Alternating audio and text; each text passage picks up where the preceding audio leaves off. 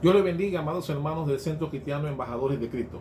¿Cómo están? Espero que muy bien, todos en casa, en armonía y esperando su acostumbrado viernes de enseñanza. ¿A cuánto les gustan los viernes de enseñanza? Hoy quiero hablar de un tema que es propicio para el momento, ¿no? Porque la fe es algo que siempre usted y yo debemos mantener, pero sobre todo tenerla alta, tener siempre la fe a la altura de las expectativas que deseamos. ¿Cuántos recuerdan, por ejemplo, el primer milagro que hizo Jesús?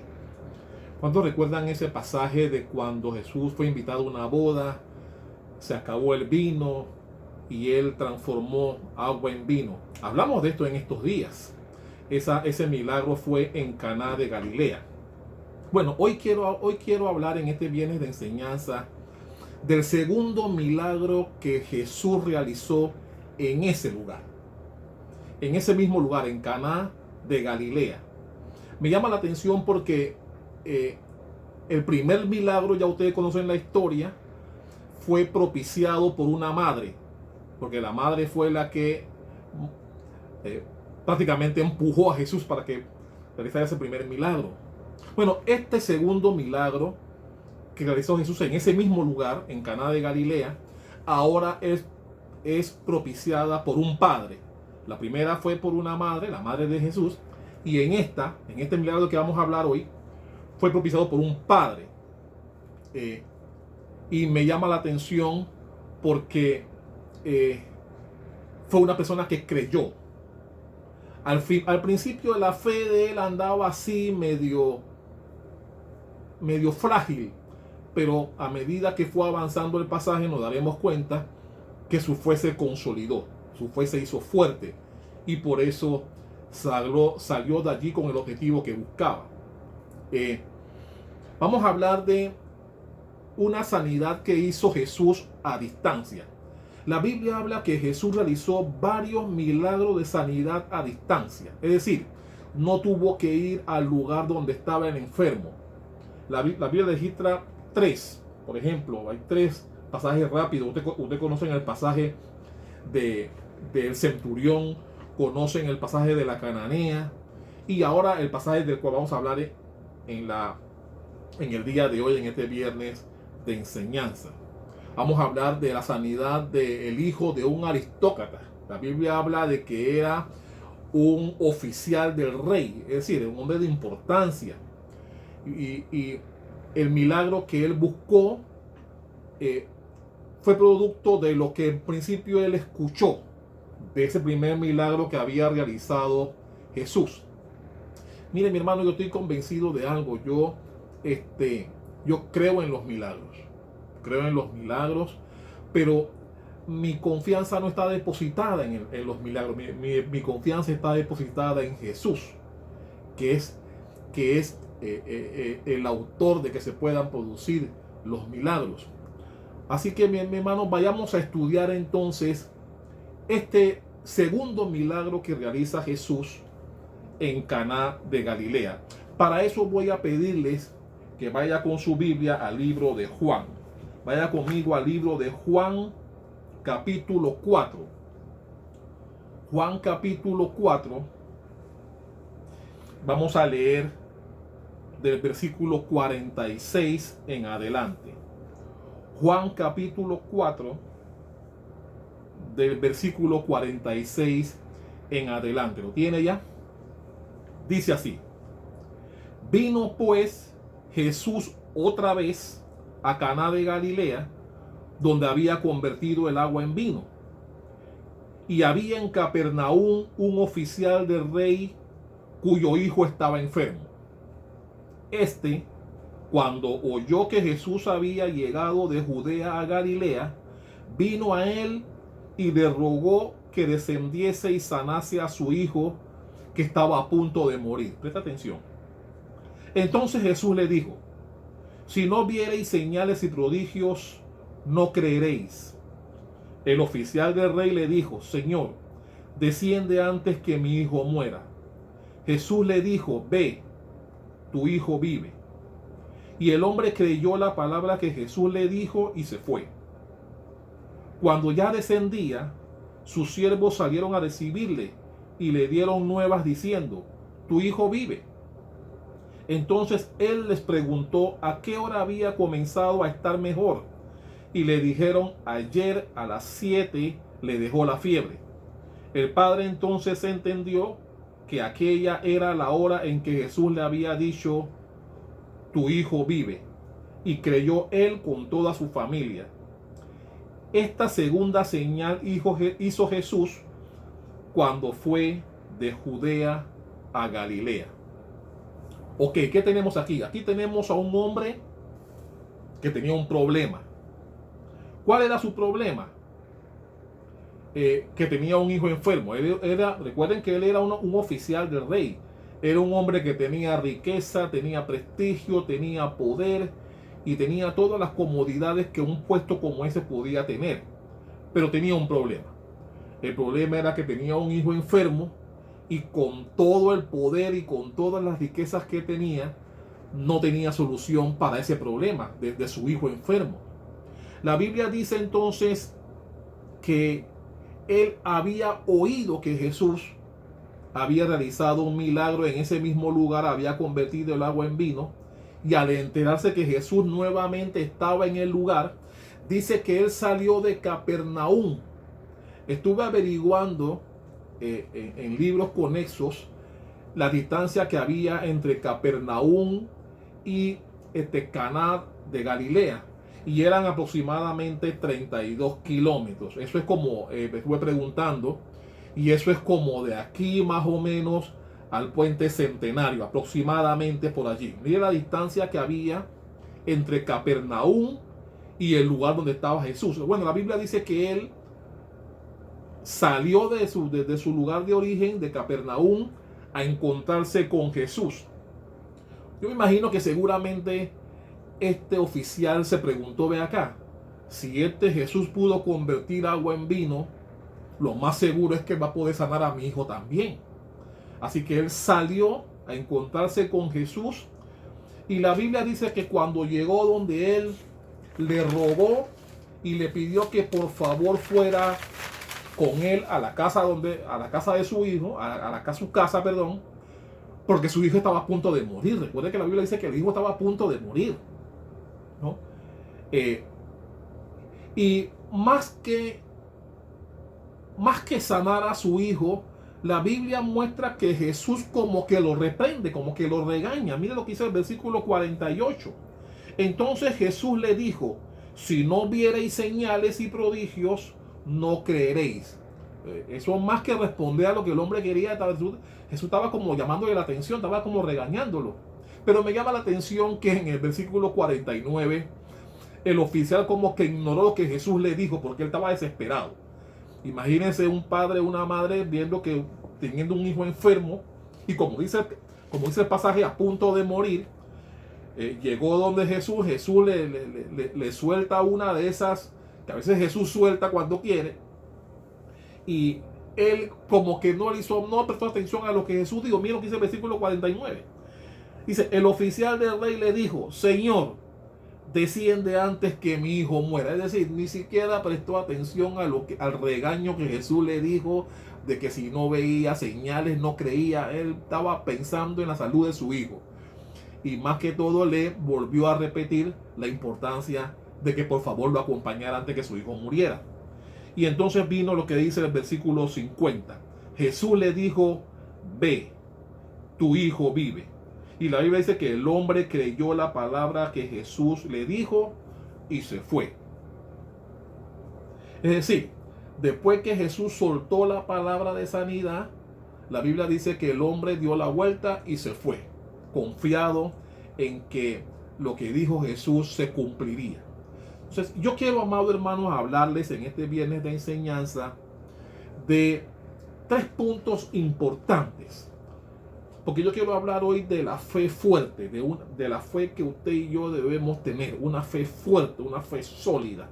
Y yo quiero hablar de 3 puntos importantes que cuando hablamos de la fe fuerte. El primero es los obstáculos de la fe fuerte. El segundo es la operación de la fe fuerte. No es que la fe se opera, sino cómo opera la fe. Ojo, este no es un trabalengua. Y 3, vamos a hablar también de el objetivo de la fe fuerte. Así que iniciemos con el primero. Los obstáculos de la fe fuerte. Este oficial del rey tenía algunos obstáculos. La primera, tenía una fe prestada. ¿A qué me refiero con eso? Él oyó hablar de que Jesús había realizado un milagro en ese lugar en Caná de Galilea, que había convertido un agua en vino.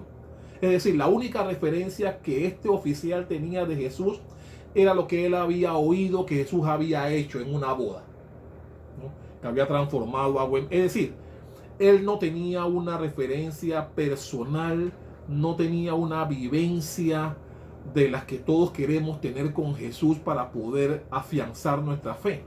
Por lo tanto, él, la única referencia que tenía era esa, ¿no?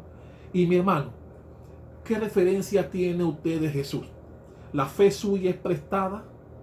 Mi hermano, usted no podrá ir al cielo por la fe de su abuela, ni de su abuelo, ni de su mamá, ni de su papá. Usted no podrá ir al cielo por la fe que tiene el pastor, ni de un vecino, ni de nadie. Usted tendrá que experimentar por usted mismo la fe. Y por eso no todas las fe son iguales. Hay quienes tenemos la fe alta, y hay quienes la tienen regular, y hay quienes la tienen baja. Hay quienes tienen una fe muy debilucha, raquítica.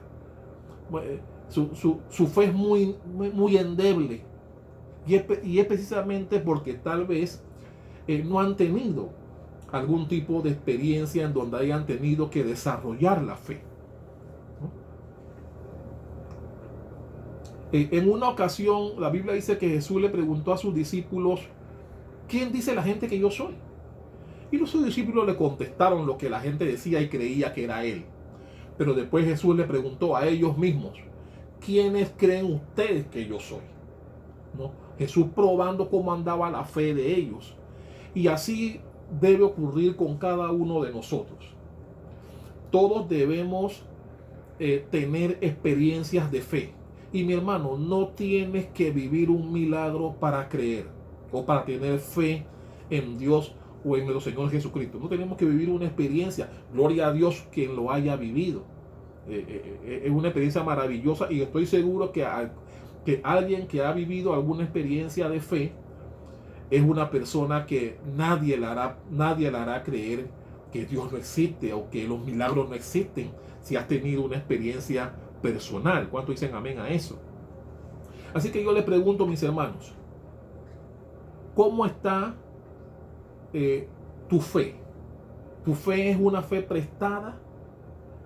Es decir, no tienes ningún tipo de experiencia con Jesús ni con Dios. ¿Cómo está tu fe? ¿Cómo es la fe que tienes? ¿No?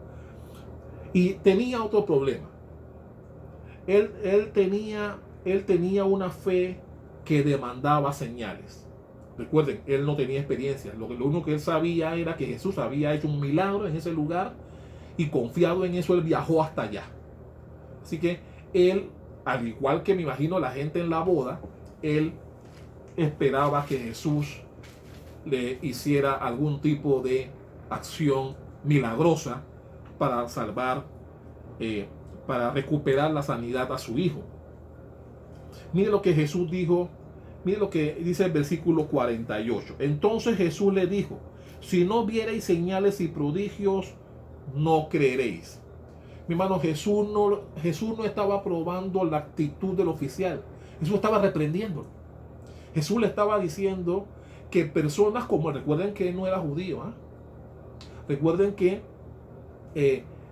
las personas que seguían a Jesús, creo que lo mencioné en la última ocasión, seguían a Jesús, muchos de ellos, por lo que recibían de Jesús, por los milagros que hacían de Jesús, por las cosas que podían recibir de Jesús. No eran tan espirituales como debería ser, que lo seguían por la palabra que él les daba, no. La mayoría le seguía por los beneficios que adquirían de Jesús. Y por eso Jesús le lanza esa frase, que dice que tenían que ver señales y prodigios para poder creer, ¿no? Mire, Jesús también habló de eso en otra ocasión. Vaya conmigo al libro de Mateo. Vaya conmigo a Mateo 12. Mateo 12:39. Mateo 12:39 dice: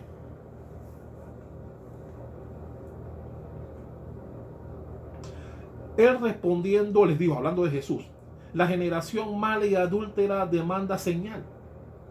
O sea, Jesús estaba claro en que la gente de su época solo creían cuando veían. Y eso ha sido la historia del pueblo judío. Usted conoce la historia de cuando Moisés. Solo cuando veían, creían. Y por eso se les puso, Jesús les dijo que era un pueblo de dura cerviz. ¿No? ¿Por qué? Porque mucha gente, y eso todavía existe hoy, hay personas que si no ven, no creen. Tienen que ver que Dios haga algo, tienen que ver un milagro para poder ver. Incluso cuando Jesús estaba en la cruz, muchos decían que se baje de la cruz y creeremos. Es decir, tenían que ver para creer, ¿no? Y mi hermano, ¿cómo está usted? ¿Usted también es de esas personas que tiene que ver para creer? ¿Usted también es de aquellos que solamente creen cuando reciben? Cuando oyen que otro habla de un milagro o de cosas sobrenaturales que ocurren en sus vidas, usted no lo cree porque como no ocurrió con usted, usted es escéptico a recibir ese tipo de noticias. No, mi hermano, ver es ver y creer es creer. Una cosa no va con la otra. Y por eso es importante que nosotros estemos claros en que, miren, no es malo que nosotros podamos ver señales y prodigios, que podamos ver milagros y prodigios. En esta época, al fin de la Biblia habla que hasta el fin de esta era estaremos viendo muchas señales y prodigios. Jesús las hizo. El problema no son las señales y prodigios. Jesús hizo muchas de ellas. El problema es cuando exigimos señales y prodigios. ¿Qué trae como consecuencia eso? Eso trae como consecuencia deshonra a Dios. Mi hermano, cuando tenemos que ver para creer, eso deshonra a nuestro Dios. Y eso es como decirle a Dios, no creo en tu palabra, yo tengo que ver el milagro para poder creer que tú existes. Y es algo que desanima y que deshonra a Dios. Eso es como si un padre le dijera al hijo, mira hijo, te abrí una cuenta bancaria y te deposité $1,000 en la cuenta para que vayas formando tu futuro y te vayas ahorrando para que cuando llegue el momento tengas con qué defenderte. Y el hijo le diga, bueno padre, muy papi, muy bien, me alegro mucho, pero me enseñas el voucher, me puedes enseñar la constancia del depósito. ¿Cómo se sentiría usted?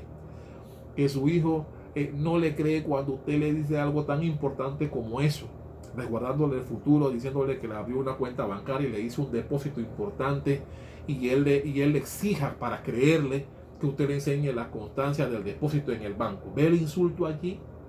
¿Ve? Bueno, de la misma forma se siente Dios cuando nosotros pedimos que Él desarrolle un milagro para poder creer en Él, ¿no? Incluso la Biblia habla de Tomás, uno de sus 12. La Biblia dice que después que Jesús resucitó, se le apareció a varios, y cuando le dijeron a Tomás que había resucitado, él dijo, si no pongo mis manos en los clavos que le pusieron y no pongo mi mano en su costado, no creeré. Y Jesús tuvo que venir delante de él. Eso está, usted lo puede buscar en Juan 20:29. Cuando Jesús apareció nuevamente a sus discípulos, llamó a Tomás, y luego que pudo comprobar que en efecto era Jesús, entonces comenzó a decir, ay Padre, maestro mío, no sé qué. Y Jesús le dijo, pues mira mi hermano, que creíste porque viste.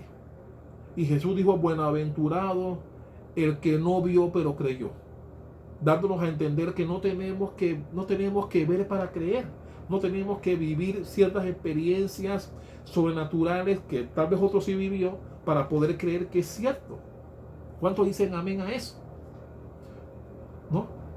Mi hermano, Y yo lo mencioné en prédicas pasadas. La fe verdadera no es la fe en donde tú recibes de Dios lo que quieres, sino que recibes de Dios lo que Él está dispuesto a darte. ¿Cuántos dicen amén a eso? Mi hermano, la fe no es darle órdenes a Dios. Tener fe no es exigirle a Dios que haga algo por ti primero para entonces tú creer en Él. Esa no es la fe, ¿no? ¿No? Esa es la fe raquítica, esa es la fe prestada. Cuando tenemos que conseguir de Dios algo para entonces decir que Dios existe, ¿no? El famoso ver para creer, vivir para poder creer. Y eso no es lo que Dios nos enseña a cada uno de nosotros. Por eso, el primer obstáculo que tenía este oficial era esa. Tenía una fe prestada y vivía pues de lo que había oído hablar de otros, lo que había oído de Jesús, ¿no? Y por eso este punto es de suprema importancia para cada uno de nosotros. El segundo aspecto es la operación de la fe fuerte. Y aquí ocurrió, de acuerdo al relato, ocurrió algo extraordinario. La fe de este oficial del rey cambió de manera drástica. Mire lo que dice el versículo 49 y 50. Recuerde que estamos en Juan 4, 49 y 50 dice: el oficial del rey le dijo al Señor: desciende antes que mi hijo muera. Jesús le dijo: ve, tu hijo vive. Y el hombre creyó la palabra que Jesús le dijo. Mi hermano, la Biblia dice que el hombre creyó en la palabra que Jesús le dio. Mira, quiero darte 3 maneras de obtener la fe fuerte. 3 maneras en que opera una fe fuerte. La primera, usted debe oír la palabra de Dios. Oír la palabra. Lo primero es oír la palabra de Dios. Vaya conmigo al libro de Romanos. Romanos 10, versículo 14. Romanos 10, 14. Dice así: ¿cómo pues invocarán a aquel en el cual no han creído? ¿Y cómo creerán en aquel a quien no han oído? ¿Y cómo irán sin saber quién les predique? ¿Ve? La Biblia habla de cómo creerán en aquel de quien no han oído. Por eso lo primero es oír la palabra de Dios. Mire lo que dice el versículo más adelante, el versículo 17. Así que la fe es por el oír. ¿El oír qué cosa? La palabra de Dios. La fe viene por el oír. La fe entra por ahí, por el oír la palabra. Así que lo primero que tenemos que hacer para que la gente crea, y por eso existen los púlpitos, para eso las iglesias, para eso las predicaciones, para eso predicamos, para que la gente escuche la palabra de Dios, porque la palabra de Dios es la respuesta a la fe, es la respuesta a la fe que usted debe tener, ¿no? O la fe responde a la palabra que cada uno oye. Amén. Así que lo primero que usted y yo debemos procurar para que la gente crezca en fe es darles palabras de Dios, que ellos escuchen palabras de Dios. Por eso, mi hermano, cuando usted no viene a la iglesia, cuando usted se queda en casa y no escucha palabra de Dios, su fe obviamente no tendrá una fe sólida, no tendrá una fe fuerte, no tendrá una fe consistente ni sólida. ¿Por qué? Porque no está escuchando palabra de Dios. Y por eso la importancia de oír. El segundo punto importante para tener una fe fuerte es creer en la palabra de Dios. Mire el versículo 50. El versículo 50 dice que y el hombre creyó en la palabra. Es decir, oír no es suficiente. Tenemos que oír y creer. Hay algunos que oyen pero no creen. Y la importancia, mi hermano, es luego de oír la palabra, creer en ella, ¿no? Mientras más oímos, más creemos. Así debe ser. Oír la palabra. Como decía en Romanos 10, 14. ¿cómo podrán creer si no oyen? Tienen que oír. Tiene que haber alguien que les predique para que puedan creer en la palabra. Amén. Y el tercer punto es obedecer la palabra de Dios. Tú tienes que oír la palabra de Dios, tienes que creer la palabra de Dios. Y el tercer punto es obedecer la palabra de Dios. Miren lo que dicen los versículos 50 y 51 de Juan 4. El versículo 50 dice, nuevamente repetimos, Jesús le dijo, ve, tu hijo vive. Y el hombre creyó la palabra que Jesús le dijo y se fue. Cuando ya él descendía, sus siervos salieron a recibirle y le dieron nuevas diciendo, tu hijo vive. Es decir, mi hermano,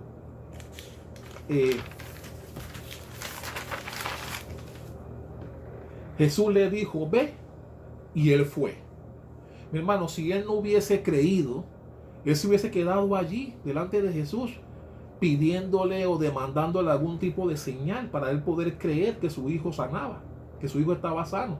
Pero me agradó que la Biblia dice que Jesús le dijo, ve, y él dio la vuelta y se fue, creyendo en la palabra. Es decir, su fe, que en principio era de oídas, ya él recibió una palabra de Dios, creyó en ella y se fue confiado en que su hijo estaba sano, lo cual le confirmaron sus siervos cuando salieron a recibirle, cuando le dijeron que su hijo aún vivía. Por eso, mi hermano, la fe se alimenta de la obediencia.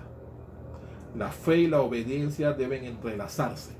Si hay fe pero no hay obediencia, no se podrán producir los milagros. No se podrán producir. Es importante que haya fe para que se puedan cumplir la palabra de Dios. Si no hay fe, mi hermano, por más que tú recibas, no se podrán cumplir los milagros, ¿no?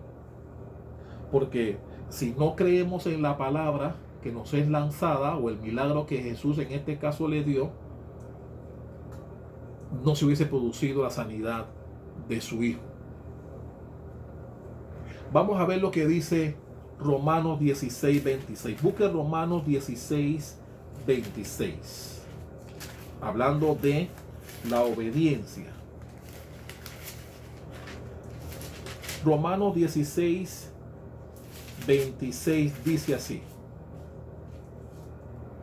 Pero que ha sido manifestado ahora, y que por las escrituras de los profetas, según el mandamiento del Dios eterno, se ha dado a conocer a todas las gentes para que obedezcan a la fe. Y mire lo que dice Santiago 2:26. Vaya conmigo más adelante. Santiago 2, versículo 26 también. Santiago 2:26 dice, porque el cuerpo sin espíritu está muerto, así también la fe sin obras está muerta. Es decir, si recibimos una palabra de fe, pero no la obedecemos, no se podrá cumplir lo dicho en la palabra. Es decir, el milagro no se podrá concretar si no obedecemos la palabra.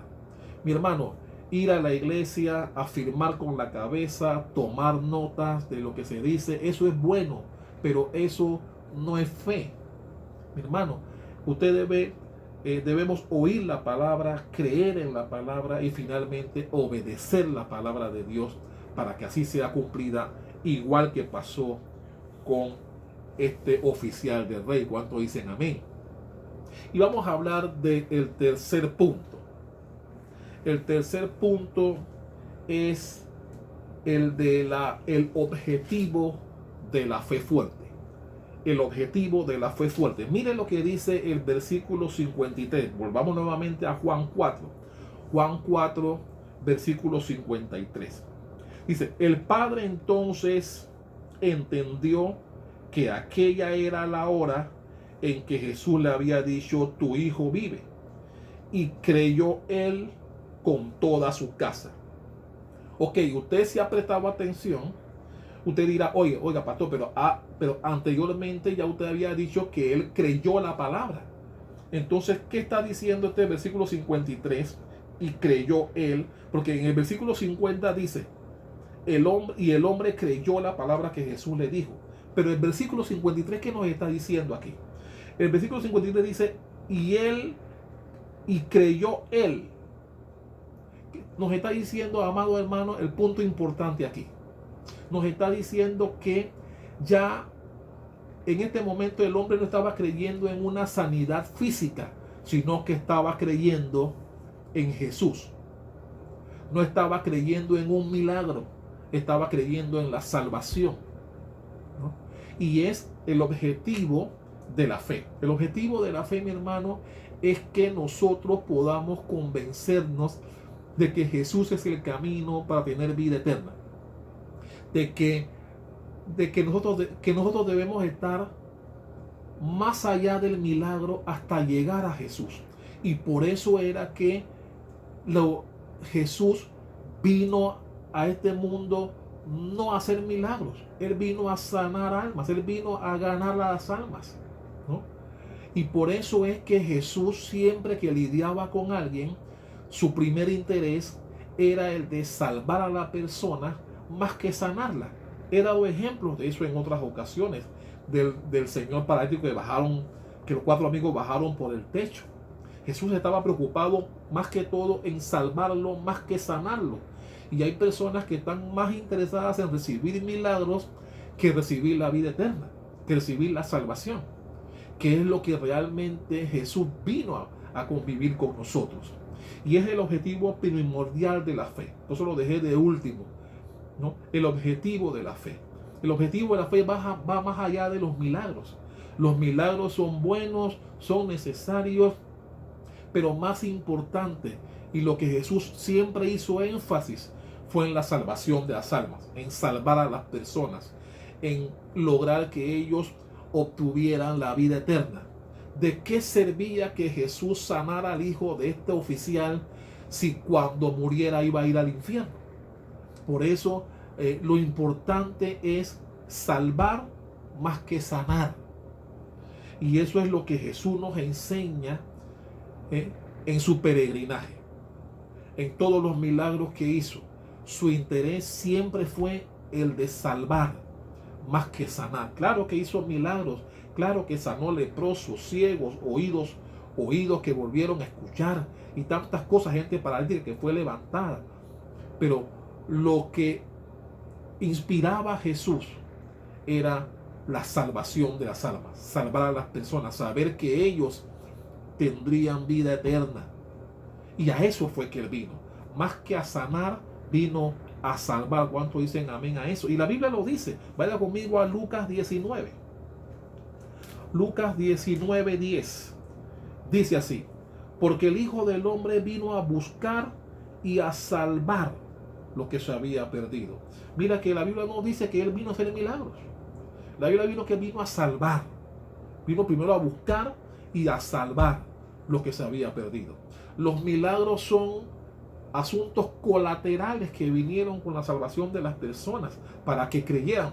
Juan dijo que Jesús hizo muchos milagros que están en la Biblia para que la gente creyera que Jesús era el Cristo y que podían alcanzar vida eterna a través de él, a través de su nombre. Pero la Biblia es clara. Jesús no vino a hacer milagros, él vino a salvar a las personas. Los milagros son aspectos colaterales que vinieron con eso, para que la gente creyera que él era el Mesías, que él era el Salvador, ¿no? Y por eso la importancia de que nuestra fe cumpla ese objetivo, que vaya más allá del milagro. Los milagros son buenos, ¿no? Qué bueno que uno pueda recibir un milagro, aquellos que han recibido algún tipo de milagro de parte de Dios, qué bueno recibirlos. Pero lo importante no son los milagros, lo importante es Jesús, es llegar a Jesús. Jesús está más allá del milagro, que es lo que nosotros debemos buscar. Y fue lo que finalmente este oficial del rey alcanzó. Mire lo que dice la palabra. Vuelva nuevamente a Juan 4. En ese versículo 53 al final, la Biblia dice: y creyó él con toda su casa. Mire lo que dice la Biblia. Él creyó, no solamente él. Ya yo me imagino a este oficial cuando llegó a su casa, viendo a su hijo sano, convocó a toda la familia y los y los inspiró a que creyeran en Jesús. Los inspiró a que creyeran en Él y que fueran salvos, Él y toda su casa, ¿no? Y eso, al final, eso es lo maravilloso de la palabra. No solo el milagro, ¿no? El milagro es secundario aquí. Aquí lo importante es que este oficial, ojo, este oficial no era judío. Era un oficial del rey que tenía poder, prestigio y riqueza, pero no era del pueblo judío. Viajó de Capernaum a Caná de Galilea, y cuando regresó a su casa, regresó con para salvación de su hijo y de su familia. Porque dice que convocó a la familia, que él creyó, él y toda su familia. Y esa es la meta por la cual Jesús vino a convivir entre nosotros. No solo vino a salvarnos, sino que vino a salvarte a ti y a toda tu casa. Amado hermano que estás en este momento en tiempo de pandemia, en cuarentena, en casa, ¿no? Jesús, cuando vino a estar entre nosotros, vino para que tengamos fe. Fe, y una fe que esté a la altura, una fe alta. Mira que la Biblia dice que él quiso que él fue a buscar a Jesús para que Jesús fuera con él a su casa, y Jesús le dijo: no, vete tú, ya tu hijo vive. La Biblia no dice que él le insistió a Jesús para que lo acompañara. La Biblia dice que él dio la vuelta y se fue, confiado en la palabra que Jesús le dio. Yo te pregunto a ti, amado hermano, ¿tienes una fe de ese calibre? ¿Tienes la fe a esa altura de creer con solo soltar una palabra, ¿no? E irte confiado en que así será?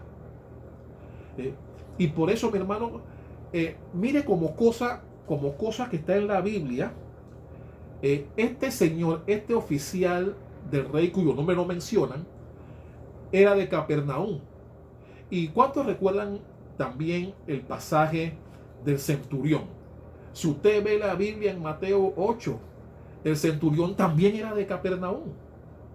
Y lo mismo que pasó con este oficial, también pasó con el centurión, con la diferencia en que en esta ocasión del centurión, Jesús sí iba camino, o estaba dispuesto a ir a la casa del centurión, y el centurión le dijo no. Él mandó a sus criados a que le dijeran a Jesús: no, solamente dígale que dé la palabra y mi siervo sanará. Es decir, dos milagros que se dieron en Capernaum de dos personas que no eran judíos, y donde Dios quedó maravillado de la fe de cada uno de ellos. Este caso del oficial del rey, repito, cuyo nombre no mencionan, también al final mostró una fe que a pesar de que Jesús le llamó la atención cuando le dijo que si no hubieran señales y prodigios no van a creer, el hombre creyó. Cuando Jesús le dijo: ve que tu hijo vive, no hubo reproche, no hubo segundas oportunidades. El hombre no le pidió a Jesús que por favor lo acompañara a pesar de que había dado una palabra, sino que él se fue confiado, ¿no? Confiado en la fe que al final tuvo y que traspasó a su familia, la cual se salvó junto con él, y seguramente el hijo que estaba contento cuando recibió la sanidad. Así que yo te pregunto, amado hermano, para terminar, ¿la fe que tienes está a la altura? ¿Tu fe no es prestada? ¿Tienes una fe a la altura de las circunstancias? Porque solamente así Dios se sentirá complacido. La Biblia dice que es imposible sin fe agradar a Dios, y que la fe es la certeza de lo que se espera y convicción de lo que aún no has visto. Este oficial se fue sin ver la sanidad, pero con la convicción que así se iba a dar, y Dios respaldó la fe que este hombre tenía. ¿La fe tuya tiene igual proporciones? Amantísimo Padre Celestial, te doy gracias. Gracias por esta palabra. Gracias, Señor, por todos aquellos que la recibirán. Gracias por que tú eres bueno y tu misericordia es para siempre. Te doy gracias, Dios, porque aún en tiempos de pandemia, aún en tiempos de dificultad como estamos atravesando, tu palabra nos mantiene con la fe alta, con una fe inalterable, cada día creciendo más, porque mientras más oímos tu palabra, más crece nuestra fe. Oro, Señor, para que tú guardes y bendigas a todos los miembros de nuestra iglesia, que los mantengas en el hueco de tu mano y que nos mantengas unánimes en oración en nuestras casas. Te pido, Dios, para que sigas supliendo, para que sigas mandando provisión a cada casa de mis hermanos, familiares y amigos, y que así como esta enseñanza, nuestra fe crezca cada vez que escuchemos tu palabra. Porque tu palabra, la fe, dice tu palabra que la fe viene por el oír, pero no oír cualquier cosa, sino oír la palabra de Dios. Te damos gracias, Dios amado. Bendice a nuestros hogares, bendice a nuestras familias, mantén en salud a cada uno de nuestros miembros, y te lo pedimos, Dios, en el nombre poderoso de Jesús. Amén y amén. Dios le bendiga, amados hermanos. Espero que esta palabra haya sido de edificación para cada uno de nosotros, y nos vemos el próximo domingo. Dios le bendiga.